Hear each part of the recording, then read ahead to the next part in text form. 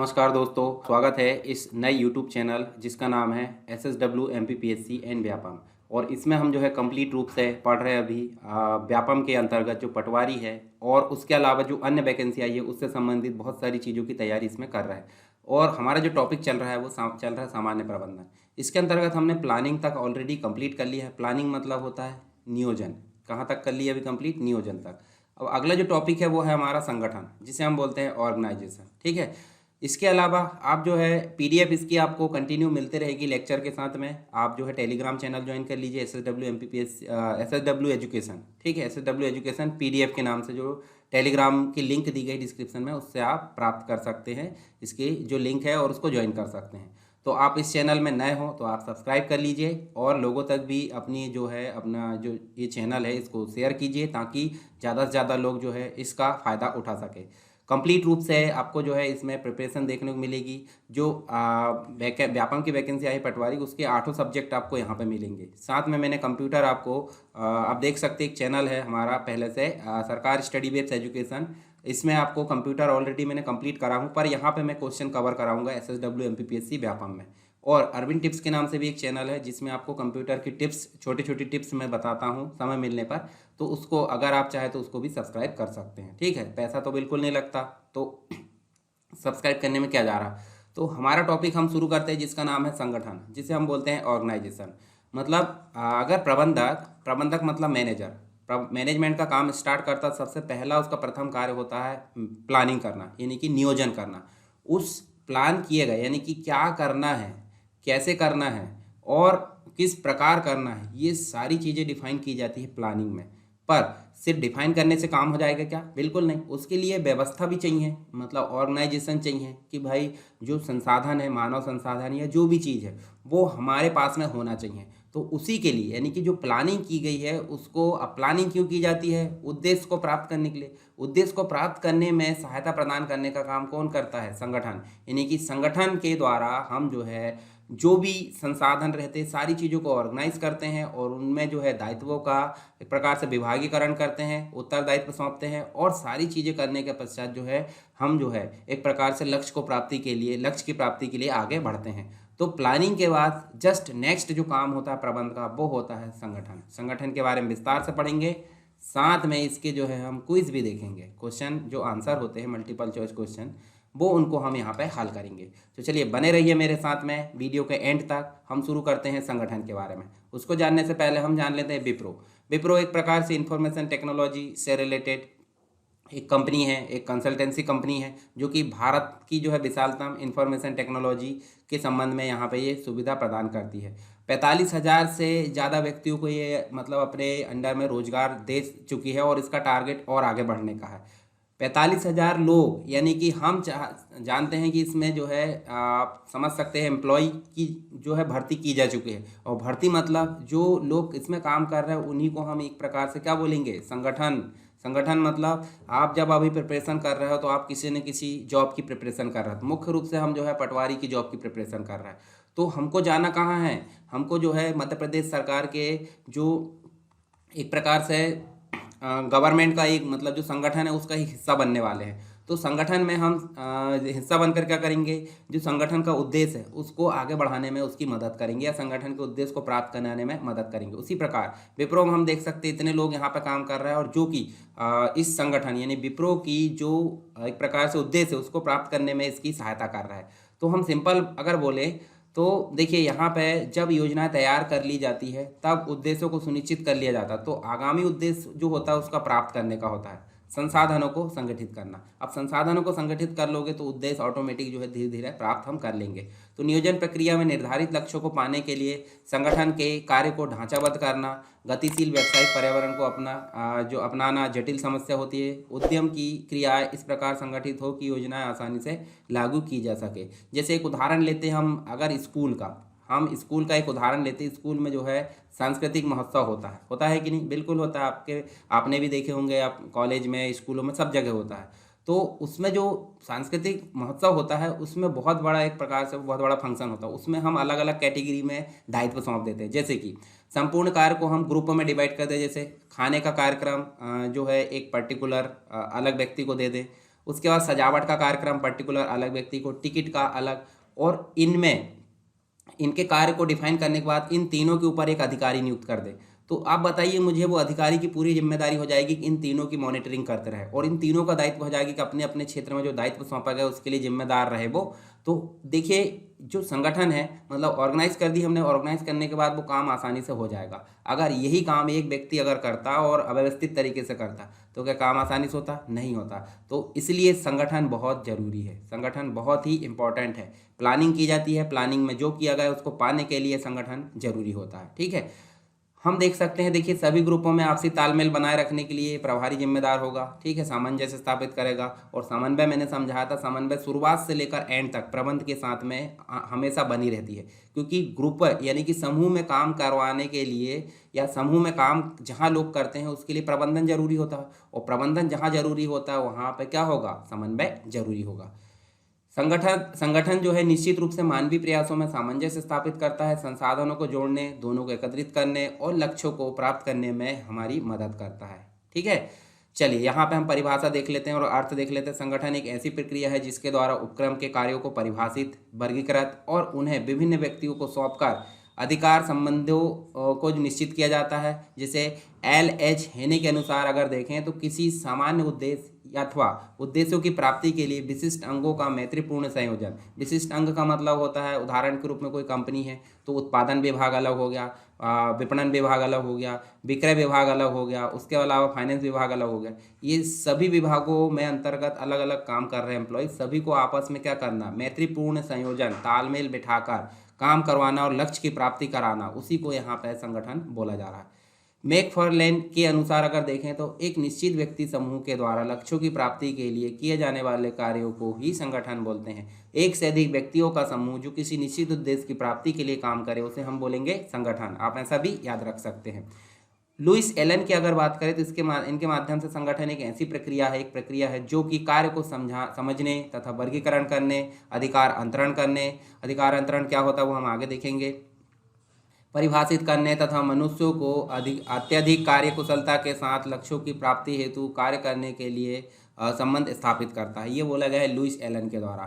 थियो हेमन के द्वारा क्या बोला गया है? संगठन एक ऐसी प्रक्रिया है जिसके द्वारा उपक्रम के कार्यों को परिभाषित, वर्गीकृत किया जाता है। पहले तो डिफाइन किया जाएगा, फिर उसको अलग अलग कैटेगरी में डिवाइड किया जाएगा, उसके बाद उन्हें विभिन्न व्यक्तियों को सौंपकर उनके अधिकार संबंधों को निश्चित किया जाएगा। जैसे कि कंपनी का काम है लाभ कमाना मतलब कोई ना कोई वो प्रोडक्शन करेगी, या सर्विस का हो या प्रोडक्ट का हो तो प्रोडक्शन का काम सौंप दिया जाएगा। उसकी मार्केटिंग करने का दायित्व मार्केटिंग डिपार्टमेंट को, उसका जो है विक्रय करने का दायित्व सेल्स को, और उसके फाइनेंस को मैनेज करने का दायित्व फाइनेंस डिपार्टमेंट को। सभी को अलग अलग दायित्व सौंप दिएगा और सबकी मॉनिटरिंग कर दी जाएगी। ठीक है, इसके ऊपर मेन प्रबंधक होगा और इनका एक जो है असिस्टेंट, मतलब एक प्रकार से फॉरमैन वगैरह, जूनियर क्लर्क है, बहुत सारी चीज़ें यहाँ पे देखने को मिलती है। नेक्स्ट है संगठन प्रक्रिया के कदम की अगर बात करें तो संगठन प्रक्रिया में सबसे पहली बात होती है कि जो काम किया जाना उसको पहचान करना। ठीक है, सबसे पहले जो काम है उसकी पहचान करना यानी कि आइडेंटिफाई करना। आइडेंटिफाई हो जाने के बाद उस काम में क्या क्या काम किया जाना उसको विभाजन किया जाना, यानी कि अगर काम को 4 भागों में बांट सकते हैं, 4 भागों में करवा सकते हैं तो उसका काम का विभाजन करना, ये काम होता पहला। उसके बाद अब विभाजन हो गया तो जैसे मान लो हमने ये कंपनी है, मान लो कंपनी क्या क्या काम कर रहे हैं उसका विभाजन करना, जैसे अलग अलग डिपार्टमेंट यहाँ पे बांट दिए। ठीक है, काम की पहले पहचान करें क्या किया जाना है। ठीक है, उसके बाद जो है उसका विभाजन करें तो अलग अलग डिपार्टमेंट बन गए। अलग अलग डिपार्टमेंट बनने के बाद जो है इनको जो है दायित्व सौंप दिए गए। अलग अलग डिपार्टमेंट को कर्तव्य बोल दिए गए कि भाई आपका काम क्या है। जैसे मान लो उत्पादन विभाग का काम उत्पादन करना, कोई भी प्रोडक्ट हो। ठीक है, अब सर्विस है तो सर्विस के लिए उत्पादन अलग हो गया। ठीक है, तो प्रोडक्शन का काम हो गया सिर्फ प्रोडक्शन या उत्पादन का काम देखना। मार्केटिंग का काम जो उत्पादन किया गया उसकी अच्छे से अच्छी मार्केटिंग करे ताकि वो प्रोडक्ट ज़्यादा से ज़्यादा सेल हो सके, और सेल अगर अच्छे से होगा तो फाइनेंस अच्छे से प्राप्त होगा, फाइनेंस की व्यवस्था अच्छी होगी। तो यहाँ पर सबके काम को अलग अलग डिफाइन कर दिया जाएगा। अब बात होती है रिपोर्टिंग की। जैसे इस विभाग को पता है कि ये मुख्य प्रबंधक को अपनी जो है प्रतिवेदन देगा, रिपोर्ट देगा कि कितना माल उत्पादित हुआ है, कितना क्या सारी चीज़ें ब्यौरा जो है किसको देगा, अपने ऊपर जो बैठे मतलब जिसके अधीनस्थ वो काम कर रहा है, तो इसे बोलते हैं रिपोर्टिंग। तो संगठन प्रक्रिया के कदम के अंतर्गत सबसे पहले जाती है कार्य की पहचान करना और उसको विभाजन करना। दूसरा अलग अलग विभाग बना देना, उनके विभागों को कर्तव्य देना, और कर्तव्य देने के पश्चात जो है रिपोर्टिंग, यानी कि समय समय पर वो अपनी जो है एक प्रकार से रिपोर्ट सौंपेंगे, ताकि आप देखते होंगे ना कि छः महीने में जो है रिपोर्ट अपनी सौंपी जाती है, 3 महीने में, तो उस प्रकार से ही रिपोर्टिंग देखने को मिलती है। तो इस संगठन की प्रक्रिया के कुछ कदम हमने यहाँ पे देखे हैं, इसके बारे में आप यहाँ पे देख भी सकते हैं। जैसे कार्यों की पहचान एवं विभाजन की अगर बात करें तो पहचान करना और उसको जो है अलग अलग भागों में विभाजित करना, विभागीकरण, ठीक है, समूहबद्ध करना, उन समूह को कर्तव्य सौंपना, और कर्तव्य सौंपने के पश्चात जो है रिपोर्ट से संबंधित जो है यहाँ पे काम किया जाता है। नेक्स्ट है संगठन का महत्व क्यों है, संगठन का इंपॉर्टेंस हमको बताना है, नहीं संगठन क्यों जरूरी है। जैसे कि हमको पता है नियोजन करने के पश्चात उस नियोजन को सक्सेस करने के लिए, यानी कि नियोजन में क्या किया गया है, लक्ष्य को प्राप्ति के लिए बना लिया जाता है प्लानिंग। उस लक्ष्य की प्राप्ति में कब तक लक्ष्य की प्राप्ति नहीं होगी, जब तक कि संगठन नहीं होगा। संगठन जो होता है किसी न किसी लक्ष्य की प्राप्ति के लिए नियोजन में जो भी योजनाएं तैयार की गई उसको पूरा करता है। तो विशिष्टीकरण के लाभ यहाँ पे देखने को मिलता है। विशिष्टीकरण मतलब आप देख रहे हो उत्पादन का काम किसी एक डिपार्टमेंट को दे दिया गया है, मार्केटिंग का काम किसी एक को दे दिया गया है, सेल्स का काम किसी एक को। तो जब तक देखिए यहाँ पे ये व्यक्ति अपना खुद का काम करेगा, किसी दूसरे व्यक्ति की नहीं सुनेगा, और ना ही कि कोई दूसरे व्यक्ति इसके बीच में टांग अड़ाएगा। तो सिंपल सी बात है, विशिष्टीकरण से क्या लाभ होता है कि ये व्यक्ति अपना काम सिर्फ स्पेशली कर रहा है उत्पादन का, तो वो अच्छे से कर पाएगा, इसलिए उसमें लाभ होता है। कार्य करने में संबंधों का स्पष्टीकरण होता है। सिंपल सी बात है, एक बॉस है और उसके नीचे 3 एम्प्लॉय है। अब ये बॉस को बोल दिया गया है कि उत्पादन का काम करवाएगा, तो इसके नीचे जितने भी कर्मचारी है वो किसको रिपोर्ट करेंगे, इस मेन बॉस को, ठीक है। तो इससे जो होता है संबंधों का स्पष्टीकरण होता है। क्यों? क्योंकि विभागीकरण कर लिया जाता है। संसाधनों का अनुकूलतम उपयोग, अब सिंपल सी बात है विभागीकरण हो गया है, तो ये व्यक्ति यहाँ पे जितने भी है प्रोडक्शन डिपार्टमेंट की, तो यहाँ पे मशीनीकरण जो भी होगा, सारी चीज़ें जो होगी वो उन संसाधनों का जो है अनुकूलतम उपयोग किया जाएगा। मान लो कोई अदर विभाग का व्यक्ति यहाँ पे आता है, वो व्यक्ति इस विभाग के बारे में जानकार नहीं होता, तो वो यहाँ पे इन संसाधनों का उपयोग गलत तरीके से कर सकता है। इसलिए अलग अलग विभाग के संसाधन अलग अलग विभाग यूज़ करता है, इसलिए संसाधनों का अनुकूलतम उपयोग यहाँ पे होता है। परिवर्तन का अनुकूलन यहाँ पे देखने को मिलता है। परिवर्तन सिंपल सी बात है भाई, अगर कुछ योजना बनाई गई है और परिवर्तन होता है तो उसके अनुसार परिवर्तन उसमें कर लिया जाता है। प्रभावी प्रशासन होता है। क्यों? क्योंकि इसको पता है कि इसके नीचे जितने हैं उसी के ऊपर उसको जो है निगरानी रखना है, कंट्रोल रखना है, निर्देशन रखना है, तो सिंपल सी बात, इससे प्रभावी प्रशासन देखने को मिलता है। और सब डिपार्टमेंट का एक जो होता है बॉस होता है, फोरमैन जिसे हम बोलेंगे, उसके ऊपर मिडिल लेवल का मैनेजमेंट होता है, उसके ऊपर टॉप लेवल का होता है। तो सब यहाँ पे जो है एक दूसरे के ऊपर मतलब एक प्रकार से अधिकार और उत्तरदायित्व दोनों चीज़ यहाँ देखने को मिलती है, इसलिए यहाँ पे प्रभावी प्रशासन देखने को मिलता है। कार्मिकों का विकास, कार्मिक मतलब होता है जो संगठन में एम्प्लॉय होते हैं, ह्यूमन रिसोर्स होते हैं, मानव संसाधन होते हैं, वहाँ पे हम देखें तो कार्मिकों का विकास देखने को मिलता है। और जब व्यक्ति अपना कार्य मतलब अलग अलग डिपार्टमेंट बन जाएंगे तो वो अपना काम रेगुलर करते रहेगा वही, तो उसको अनुभव भी होगा, उससे क्या होगा, उसका विकास होगा, ठीक है, और विस्तार भी होगा। चलिए इसके बारे में आप यहाँ पे देख भी सकते हैं एक बार, जो मैंने बताया हूँ, ठीक है, PDF आपको मिल जाएगी, वहाँ पे आप एक बार पढ़ लेना। अब संगठन का ढांचा की अगर बात करें, संगठन का स्ट्रक्चर वो कैसा होता है, वो 2 प्रकार का होता है। 2 प्रकार कौन कौन से? एक तो कार्यात्मक होता है और एक होता है प्रभागी होता है।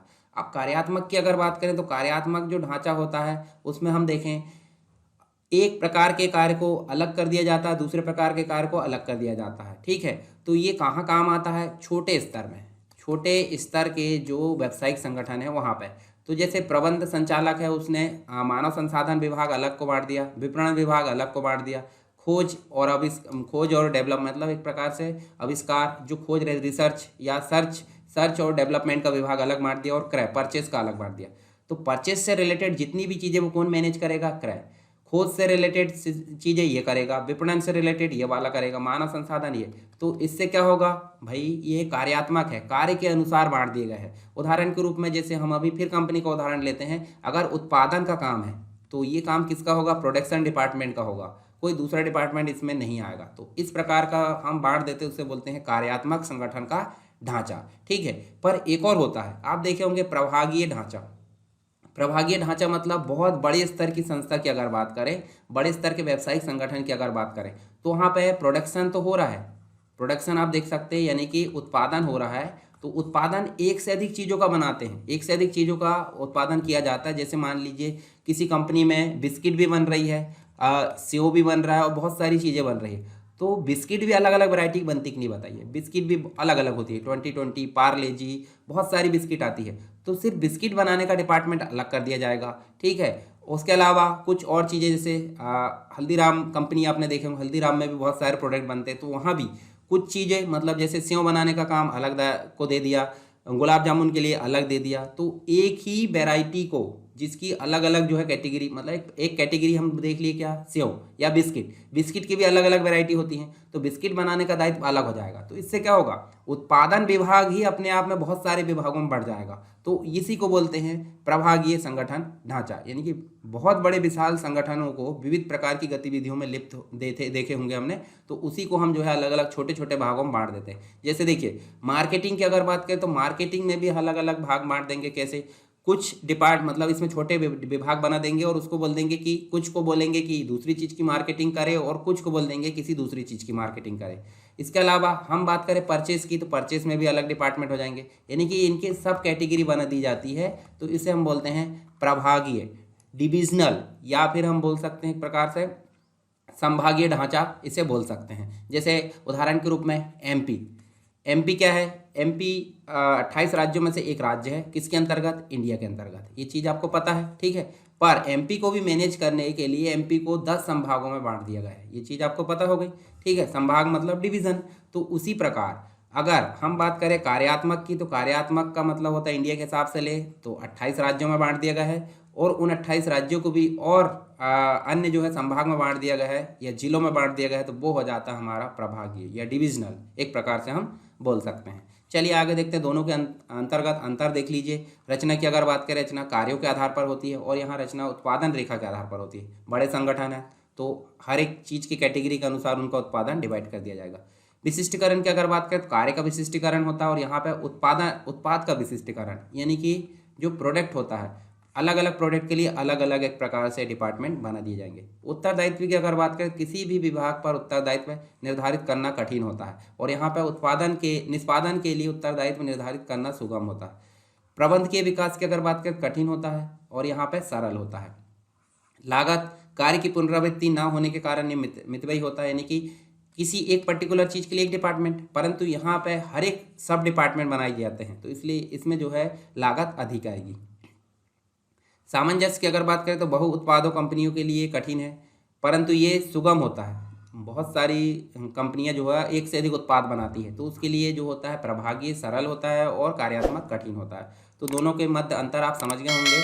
आगे हम देखते हैं संगठन के कुछ भाग, जो कि दो प्रकार के होते हैं, एक तो औपचारिक संगठन होता है और एक होता है अनौपचारिक संगठन, ठीक है। तो औपचारिक संगठन जो होता है, एक प्रकार से हम अगर बात करें इसकी, तो औपचारिक संगठन हम जैसे संगठन प्रबंधक के द्वारा या फिर जो संस्था है ऑर्गेनाइजेशन के द्वारा बनाए जाते हैं, सुनियोजित होते हैं, निर्धारित, क्योंकि प्लान करके तैयार किए जाते हैं। संगठनात्मक इनका लक्ष्य होता है, निश्चित संरचना होती है, औपचारिक नियमों का संबंध होता है। इसके अलावा संवाद एकल दिशा में होता है, जैसे मैनेजमेंट से लेकर नीचे एम्प्लॉय तक चलते हैं, ठीक है। कार्य, अधिकार, उत्तरदायित्व होते हैं। स्थिर होना, ये हमेशा स्थिर रहता है, टूटता नहीं है। अब आप देखिए, जैसे कोई कंपनी में हम काम कर रहे हैं, हमारा एक संगठन है उत्पादन, ठीक है, मतलब उत्पादन विभाग है, तो उत्पादन के अंतर्गत हम सारे एम्प्लॉय एक संगठन का हिस्सा हो गए। पर उत्पादन में भी अगर मान लो 100 एम्प्लॉय काम कर रहा है और 5 की यहाँ पे जो है 5 लोग डेली साथ में बैठ के लंच करते हैं, तो इन 5 लोगों का अपने आप में एक बेसिक रूप से संगठन बन जाएगा, जो कि क्या रहेगा, अपना खुद का, मतलब किसी ने बनाया है क्या, ऑर्गेनाइजेशन ने नहीं, हमने खुद ने हमारे आपसी विचार को मैनेज करते हुए, आपसी विचार को समझते हुए संगठन बना लिए, जो कि हमेशा एक दूसरे की हेल्प के लिए तैयार रहते हैं। तो इसे हम बोलेंगे अनौपचारिक संगठन। तो अनौपचारिक संगठन के अंतर्गत अनियोजित व्यक्तिगत व सामूहिक लक्ष्य यहाँ पे होते हैं, कि भाई अगर मेरा कोई मित्र है, कलीग है, वो साथ में कोई दिक्कत में है, तो मेरा दायित्व बनता है कि उसकी मैं हेल्प करूँ। तो व्यक्तिगत और सामूहिक लक्ष्य हो सकते हैं। अनिश्चित संरचना होती है, कब तक टिक रहा है वो संगठन, कोई भरोसा नहीं है। जबकि इस वाले संगठन में स्थिरता होती है, क्योंकि ये हमारा जो संगठन होता है वो मैनेजमेंट के ऊपर रहता है। मित्रता और साझा विश्वास यहाँ होता है। अंगूरी लता क्या होता है वो हम आगे देखेंगे कम्युनिकेशन के अंतर्गत। ढीली ढाली संरचना होती है, कभी भी मनमुटाव, दुनिया भर की चीज़ें देखने को मिलती है, और अस्थिर होता है। तो औपचारिक संगठन आप समझ गए, संगठन मतलब जो होता है प्रबंधक के द्वारा या मैनेजमेंट के द्वारा बनाया जाता है, और ये हम खुद बना लेते हैं, ठीक है। जैसे हमारे मान लो हम कहीं रह रहे हैं और हमारे आसपास पड़ोसी हमको दो चार लोग जो है अच्छे व्यवहार जमते हैं, तो उनसे हमारी भाईबंदी हो जाएगी और हम आपस में मिलजुल कर जो है रहने लगेंगे, तो वो संगठन टाइप एक बन जाता है, उसे बोलेंगे अनौपचारिक संगठन। परंतु एक संगठन ऐसा कि जैसे हम मान लो किसी गवर्नमेंट का हिस्सा है, गवर्नमेंट का हिस्सा मतलब मान लो आप नगर निगम के कर्मचारी हो या जो भी हो, तो वो हो जाएगा औपचारिक संगठन। ठीक है, जो आप खुद बनाते हो वो अनौपचारिक, और जो ऊपर मैनेजमेंट बनाता है, जो किसी गवर्नमेंट या संगठन के द्वारा बनाया जाता है, वो होता है औपचारिक संगठन।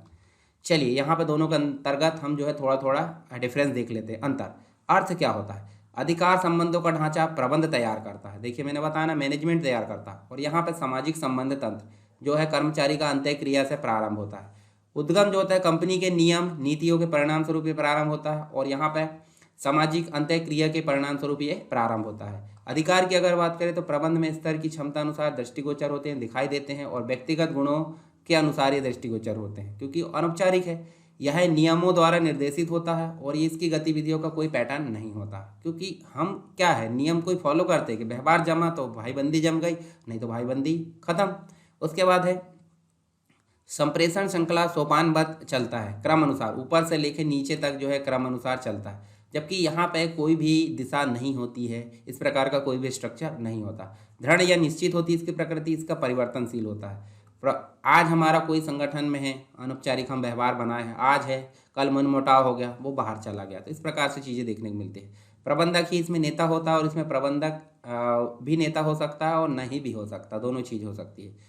चलिए आगे चलते हैं, अब बात करते हैं अंतरण की। अंतरण मतलब क्या होता है? देखिए ये चित्र में एनसीईआरटी से लिया गया ये चित्र, यहाँ पे आपको देखने को मिलेगा। यहाँ पे बहुत सारे कस्टमर बैठे, ये दिखा वॉचमैन, वॉचमैन मतलब एक गेट में एक प्रकार से प्यून बोल सकते हैं, और ये बैठे बॉस, बॉस बैठे, या बॉस को हम बोल सकते हैं मैनेजर।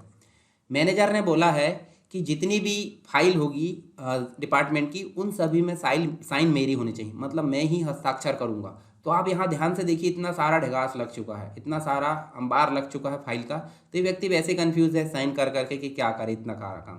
अब यही काम वो अगर चाहता तो एक व्यक्ति ए को बांट देता, दूसरे व्यक्ति बी को, और तीसरे व्यक्ति सी को। तो अब बताइए मुझे, यहाँ काम आसान होगा कि ये व्यक्ति अकेला करेगा तब काम आसान होगा? अब इसके द्वारा इनको प्रशिक्षित कर दिया जाता, बता दिया जाता है कि भाई इसको कैसे मेंटेन करना। तो देखिए एक काम को 3 भागों में बांट दिया गया। तो अब बताइए मुझे, कुछ ज़्यादा जरूरी फाइल इसके पास रख लेता, और जो अन्य फाइल है वो ABC यानी कि अपने अधीनस्थ किसी कर्मचारी को दे देता। तो इससे क्या हो रहा है? इससे हो रहा है अंतरण, इससे हो रहा है अंतरण, यानी कि अपने अधिकार दूसरों को हम प्रोवाइड कर रहे हैं, उसे बोलते हैं अंतरण। ठीक है, तो यहाँ पे हो जाता तो काफ़ी सरल होता कि नहीं काम, परंतु ये महोदय तो बैठे हैं सभी लेकर एक साथ, तो यहाँ पे जो है अंतरण नहीं है। ठीक है, चलिए अंतरण के बारे में जान लेते हैं। अंतरण के अंतर्गत 3 चीज़ें आती है, कौन कौन सी? एक तो हम अधिकार दे देते हैं, जैसे अधिकार से तात्पर्य एक व्यक्ति से उस अधिकार से है, एक व्यक्ति को उस अधिकार से जिसके आधार पर वह अपने अधीनस्थों को नियंत्रित करता है। ठीक है, तथा अपने पद के अधिकार क्षेत्र के अंतर्गत कार्रवाई करता है। जैसे कोई मैनेजर है तो मैनेजर भाई मैनेजर का काम पूरा करेगा, उसको अधिकार है। आप चाहे तो वो उसके असिस्टेंट को भी थोड़े बहुत अधिकार दे सकता है। ठीक है, यह अधिकार की धारणा निर्धारित सोपान श्रृंखला से प्रारंभ होती है, जो संगठन की विभिन्न स्थितियों तथा स्तरों को जोड़ती है। दूसरा होता है उत्तरदायित्व। उत्तरदायित्व मतलब उसको सौंपे जाना, यानी कि एक अधीनस्थ कर्मचारी के लिए दिए गए कार्यों का भली भांति निष्पादन करना। भाई हमको कोई अगर कोई दायित्व देगा तो हमारा एक प्रकार से उसके प्रति उत्तरदायित्व हो गया ना, कि भाई अगर हमको कुछ काम दिया गया तो हम अच्छे से करें, तो हमारा उत्तरदायित्व हो गया। परंतु अगर कोई दिक्कत आती है तो कौन जिम्मेदार होगा? उसके प्रति तो हम जिम्मेदार होंगे, पर जो मुख्य कार्य उसके प्रति वो मैनेजर ही जिम्मेदार होगा, वो कहलाती है जवाबदेहिता। जवाबदेहिता मतलब होता है हमको मैनेजर ने कोई टास्क सौंपा, ठीक है, और टास्क सौंपा, हमसे कोई दिक्कत होगी तो उसके लिए जवाबदार कौन होगा? काम था मैनेजर का, परंतु हमने काम किए तो जवाबदार तो मैनेजर ही होगा ना, भले गलती हमसे हुई है तो उसे बोलते हैं जवाबदेही। उत्तरदायित्व मतलब हमको जिम्मेदारी दी गई, उसको अच्छे से करना। अधिकार मतलब जिस अधिकार के माध्यम से हमको दिया गया है। ठीक है, तो तीनों चीज़ आपको समझ में आई। ये तीनों चीज़ होती है अंतरण से रिलेटेड, अधिकार, अंतरण, उत्तरदायित्व है, जवाबदेहिता। ठीक है, चलिए अधिकार, अंतरण और विकेंद्रीकरण दोनों में अंतर देख लेते हैं। विकेंद्रीकरण का मतलब क्या होता है? जैसे इन सभी से जो है मतलब एक प्रकार से और यहाँ मैनेजर बैठा, यहाँ से सारी चीज़ें मतलब जो है एक प्रकार से हमको सुझाव प्राप्त होते हैं। सुझाव प्राप्त होने के बाद इस व्यक्ति के द्वारा निर्णय लिया जाता है, सभी के सुझाव को देखते हुए, इसे ही बोलते हैं विकेंद्रीकरण। पर एक और चीज़ होती है जिसमें जो निर्णय है वो ऐसे एक केंद्र से होकर बाकी लोगों तक बहते हैं, इसे बोलते हैं केंद्रीकरण। ठीक है, तो मतलब किसी डिसीजन में अगर सभी लोगों का हाथ नहीं है तो वो केंद्रीकरण, और सभी लोगों का हाथ है मतलब वो विकेंद्रीकरण। और अधिकार अंतरण अभी मैंने बता दिया। तो अब प्रकृति देखते हैं। प्रकृति मतलब उसका नेचर कैसा। अधिकार अंतरण आवश्यक कार्य है, क्योंकि कोई भी व्यक्ति सभी कार्य को अकेला नहीं कर सकता। मान लो मेन प्रबंधक को बोल दिया कि वो प्रोडक्शन डिपार्टमेंट को भी संभाल ले, मार्केटिंग को भी संभाल ले, सेल्स को भी संभाल ले और फाइनेंस को भी संभाल ले, तो ऐसा पॉसिबल है क्या? बिल्कुल नहीं है। तो वो क्या करेगा? अपने अधिकारों को निचले प्रबंधक को सौंप देगा, उसे बोलते हैं अधिकार अंतरण। विकेंद्रीकरण का मतलब होता है एक ऐच्छिक नीति निर्धारण है। यह शीर्षक प्रबंधक के विवेक अनुसार किया जाता है, मतलब सुझाव लिए जाएंगे और विवेक अनुसार टॉप लेवल के मैनेजर के द्वारा ये डिसीजन लिया जाएगा। कार्य की स्वतंत्रता की अगर बात करें तो उच्च अधिकारियों का अधिक नियंत्रण होता है, अतः अपने निर्णय लेने की स्वतंत्रता कम ही होती है। ठीक है, खुद से निर्णय नहीं लेता, परंतु यहाँ पे कार्यकारी प्रबंधकों पर नियंत्रण कम होता है, अतः कार्य करने की स्वतंत्रता अधिक होती है। स्थिति की अगर बात करें तो यह प्रक्रिया जिसका कार्य विभाजन में अनुसरण किया जाता है और यह शीर्ष प्रबंधकों द्वारा निर्धारित नीतियों का परिणाम है। क्षेत्र, इसका क्षेत्र सीमित होता है और इसका क्षेत्र विस्तृत होता है। उद्देश्य की बात करें तो इसका उपयोग प्रबंधक का भार कम करना होता है और इसका उपयोग अधीनस्थों का संगठन में भूमिका में वृद्धि करना। अब मान लो इनकी हम सुन रहे तो ये तो एक प्रकार से निराश हो जाएंगे। तो अगर इनकी थोड़ा बहुत सुनते भी रहे तो मतलब एक प्रकार से ऐसा लगेगा नहीं कि हमारी संगठन में कुछ भूमिका है, हमारे सुझाव सुने जाते हैं। तो यहाँ पे जो है अधीनस्थों को संगठन में भूमिका की वृद्धि की जाती है। तो ये दोनों में थोड़ा सा डिफरेंस हो गया। एक आइडिया के लिए मैंने बता दिया ताकि क्वेश्चन बने तो आप जो है कन्फ्यूज ना हो। तो चलिए यहाँ पे हमने जो है संगठन के बारे में बेसिक चीज़ें जान ली है। अब हम जो है इसके बारे में कुछ क्वेश्चन को हल करते हैं। आई होप आपको सारी चीज़ें मैंने जो बताया है वो समझ में आ गई होगी। अगर फिर भी कोई डाउट है तो आप मुझे कमेंट बॉक्स में बेझिझक बता सकते हैं। चलिए हम क्वेश्चन को हल करते हैं।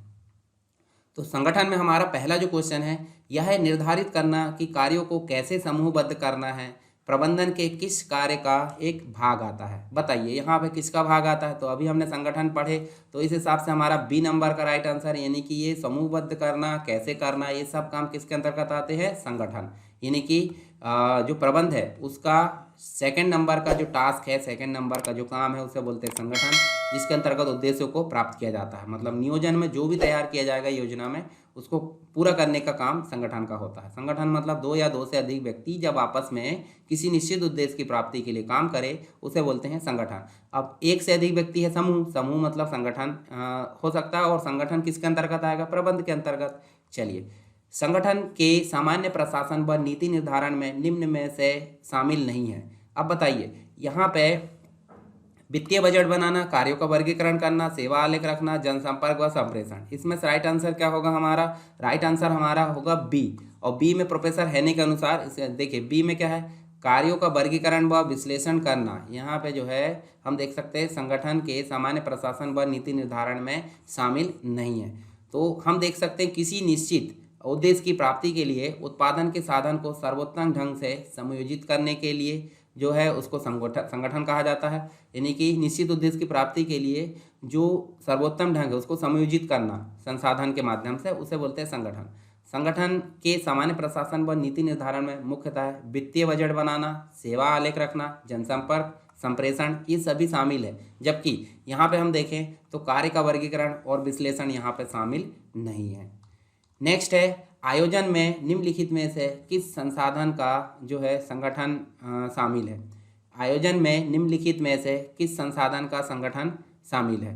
तो यहाँ देखिए सिंपल सी बात है, यहाँ हम देख सकते हैं संसाधन किससे संबंधित रहता है? संसाधन जो है मतलब जो एक प्रकार से संगठन है मनुष्य से संबंधित रहता है। तो राइट आंसर भी हमारा क्या होगा? ए, क्योंकि यहाँ पे हम देख सकते हैं दो या दो से अधिक व्यक्ति जब आपस में मिलकर किसी निश्चित उद्देश्य के लिए प्राप्ति के लिए काम करे उसे बोलते हैं संगठन। और संगठन में क्या कौन रहता है? मुख्य रूप से मनुष्य रहते हैं। हालांकि संगठन में और दूसरी चीज़ों को भी मैनेज किया जाता है, पर मुख्य रूप से यहाँ देखें तो जो है मनुष्य यहाँ पे देखने को मिलता है। आयोजन मतलब ऑर्गेनाइजेशन एक ऐसी प्रक्रिया है जहाँ पर मानवीय प्रयास समन्वित होते हैं, संसाधनों को ठीक से इकट्ठा किया जाता है। तो अब देखिए संसाधन भी ठीक इकट्ठे किए जाएंगे और मानवीय प्रयास भी। तो यहाँ पे जो हमारा राइट आंसर होगा वो होगा ए और बी दोनों, यानी कि सी यहाँ पे हमारा राइट आंसर होगा। नेक्स्ट है विभिन्न लोगों की कार्य भूमिकाओं के मध्य अंतर स्पष्ट करता है। ठीक है, विभिन्न लोगों की कार्य भूमिकाओं के मध्य अंतर स्पष्ट करता है। कैसे? काम का बोझ बढ़ाव, अपव्यय को कम करना, लोगों की उत्पादकता को कम करना, उपरोक्त सभी। यानी विभिन्न लोगों की कार्य भूमिकाओं के मध्य अंतर स्पष्ट कौन करता है? ये जो है अपव्यय को कम करना। अपव्यय को कम करना यहाँ पे इसका राइट आंसर होगा। नेक्स्ट है वह संगठनात्मक संरचना जिसमें सभी विभाग एक समन्वयक प्रमुख को रिपोर्ट देते हैं। समन्वयक प्रमुख को रिपोर्ट कौन देगा? यहाँ पे हम देख सकते हैं कार्यात्मक समन्वयक प्रमुख मतलब जो होता है, जैसे अगर उत्पादक विभाग है, उत्पादन विभाग है, तो ये जो है जिस मेन व्यक्ति को या फिर नीचे कोई एम्प्लॉय काम कर रहा है तो ये ऊपर वाले व्यक्ति को ही रिपोर्ट करेंगे।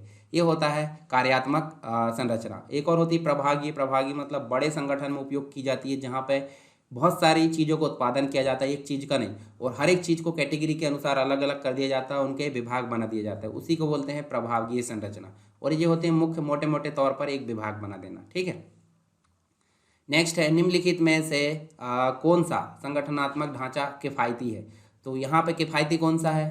प्रभागीय, क्योंकि यहाँ पे आप देख सकते हैं हर एक डिपार्टमेंट को उसके सब कैटेगरी में डिवाइड किया जाता है, तो वो अपनी अपनी चीज़ों का अलग अलग प्रकार से यहाँ पे उत्पादन करती है। ठीक है, तो यहाँ पे जो होता है ये सबसे ज़्यादा किफ़ायती कहलाता है प्रभागीय, यानी डिविजनल या संभागीय इसको ढांचा बोल सकते हैं।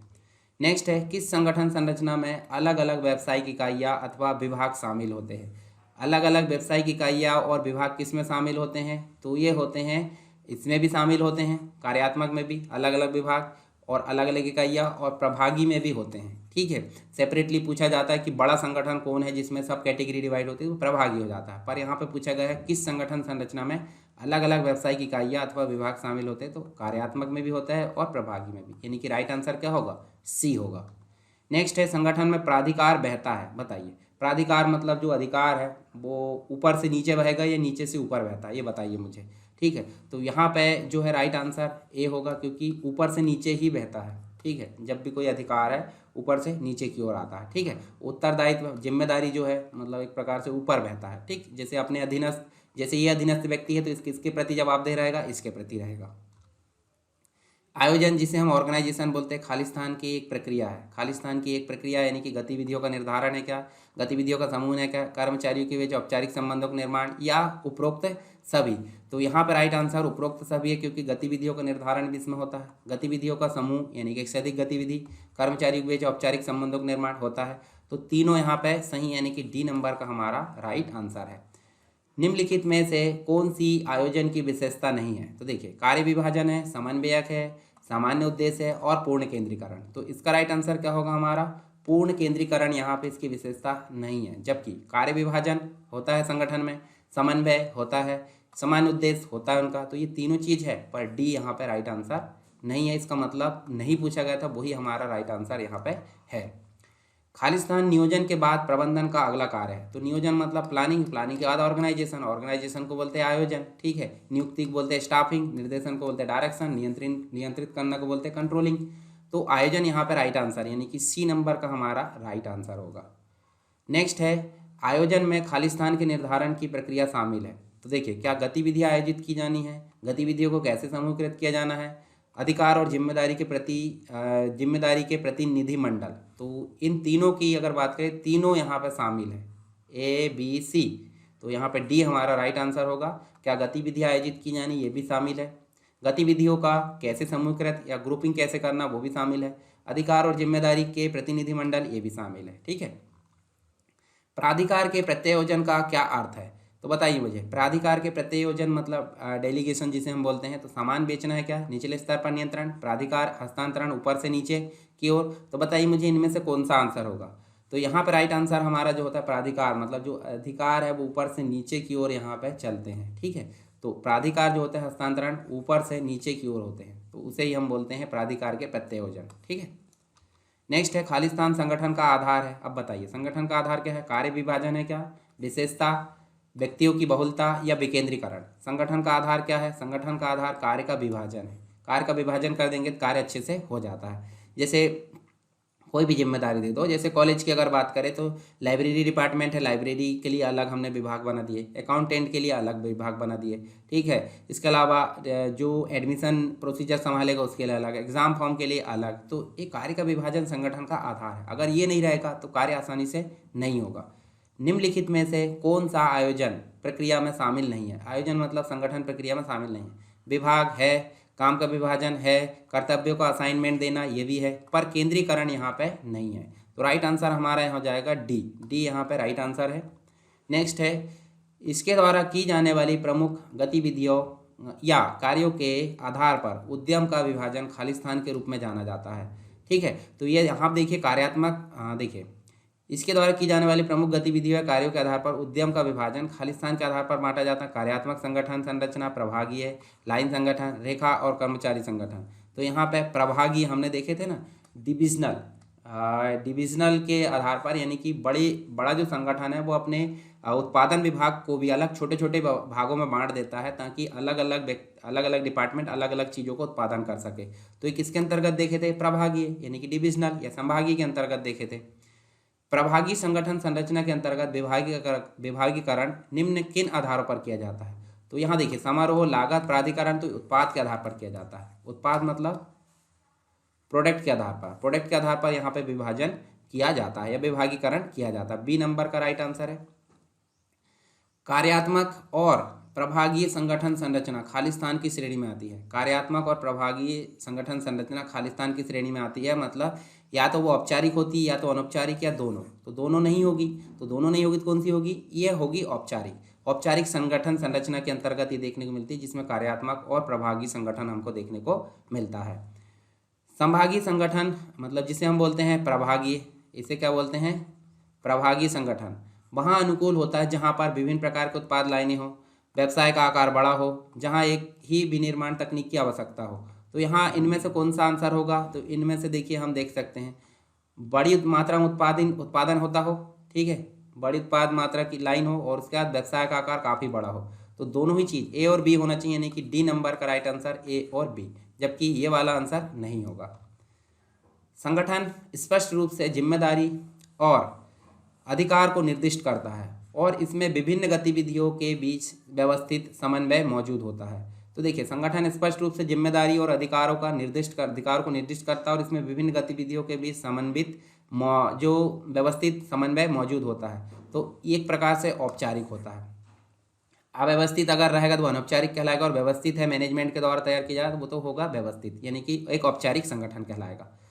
खालिस्तान संगठन संरचना नियम और प्रक्रियाओं पर आधारित होती है। तो देखिए नियम और प्रक्रियाओं पर कौन आधारित होती है? नियम प्रक्रियाओं पर सिंपल सी बात है, ये मैनेजमेंट के द्वारा तैयार किया जाता है और ये हम खुद बना लेते हैं। तो ये तो प्रक्रिया के आधार पर नहीं होता, अव्यवस्थित होता है। तो सी भी नहीं होगा, ये होगा हमारा आंसर, एक औपचारिक। निम्नलिखित में से कौन सा एक अधिक स्थिर संगठन है? अधिक स्थिर कौन रहता है बताइए मुझे। अनौपचारिक तो नहीं था, केंद्रीकृत हमने देखे नहीं थे, तो औपचारिक संगठन अधिक स्थिर रहता है, जबकि अनौपचारिक जो है अस्थिर रहता है, परिवर्तनशील जिसे हम बोलते हैं। चलिए, समूह मानदंड निम्नलिखित में से किस संगठन में बनते हैं? समूह मानदंड किस में बनते हैं बताइए मुझे। समूह मानदंड जो है अनौपचारिक संगठन में बनते हैं, अपने समूह के आधार पर, मतलब एक प्रकार से हमारी ज़रूरत के आधार पर हम समूह बना लेते हैं, वो एक प्रकार से समूह मानदंड होते हैं, अनौपचारिक संगठन में देखने को मिलते हैं। निम्नलिखित में से किस संगठन का ढांचा जानबूझकर नहीं बनाया जाता तथा पारस्परिक संबंधों से उत्पन्न होता है? तो जानबूझकर बनाने के लिए तो औपचारिक होता है, कार्यात्मक भी औपचारिक के अंतर्गत आता है, मंडल यहाँ पे कोई नहीं है। तो यहाँ अनौपचारिक जो है अपने पारस्परिक संबंधों के अकॉर्डिंग हम तैयार कर लेते हैं अनौपचारिक संगठन को। संगठन को आधिकारिक रूप से उसकी जो है परिभाषित भूमिकाओं से परे लोगों के प्राकृतिक समूह के रूप में संदर्भित किया जाता है। अब प्राकृतिक समूह का मतलब क्या होता है भाई? हमारे मतलब लोगों की प्राकृतिक समूह की जो भी जरूरत है संदर्भ उसके अनुसार किया जाएगा। तो हम अपने अनुसार जो संगठन बनाएंगे वो होगा अनौपचारिक, जबकि मैनेजमेंट के द्वारा जो बनाया जाएगा वो औपचारिक। औपचारिक में ही आ जाता है कार्यात्मक। फिर है औपचारिक। अनौपचारिक संगठनों की उत्पत्ति कैसे होती है? नियम अनुसार होती क्या? नहीं होती। आपसी संबंधों के परिणाम स्वरूप वैधानिक नियमों के अनुसार सरकारी योजना, तो वैधानिक नियम से भी नहीं होती, सरकारी योजना से भी नहीं होती, नियम अनुसार भी नहीं। तो राइट आंसर क्या होगा? हम आपसी संबंधों के आधार पर अनौपचारिक संगठन को यहाँ पे बना लेते हैं। ठीक है, तो बी नंबर का हमारा राइट आंसर है। संगठन संरचना वह ढांचा है जिसमें प्रबंधकीय एवं परिचालन कार्य निष्पादित किए जाते हैं। और यह कथन किसका है? यह कथन हम देख सकते हैं हेनरी एच एल्बर्ट के द्वारा ये कथन बोला गया है। क्या बोला गया है? संगठन संरचना वह ढांचा है जिसमें प्रबंधकीय एवं परिचालन कार्य निष्पादित किए जाते हैं, और ये जो है सारी चीज़ इससे रिलेटेड बोली गई है। गलत संगठन की संरचना व्यावसायिक निष्पादन को रोकती है। तो ये किसके द्वारा बोला गया है? ये बोला गया है टेरी, जॉर्ज आर टेरी महोदय, इनके द्वारा बोला गया है कि गलत संगठन की संरचना व्यावसायिक निष्पादन या व्यवसाय का जो लक्ष्य है उसको रोकती है। ठीक है, तो यहाँ पे हमारे जो है संगठन के क्वेश्चन कंप्लीट हो गए, हमने थ्योरी भी पढ़ लिए।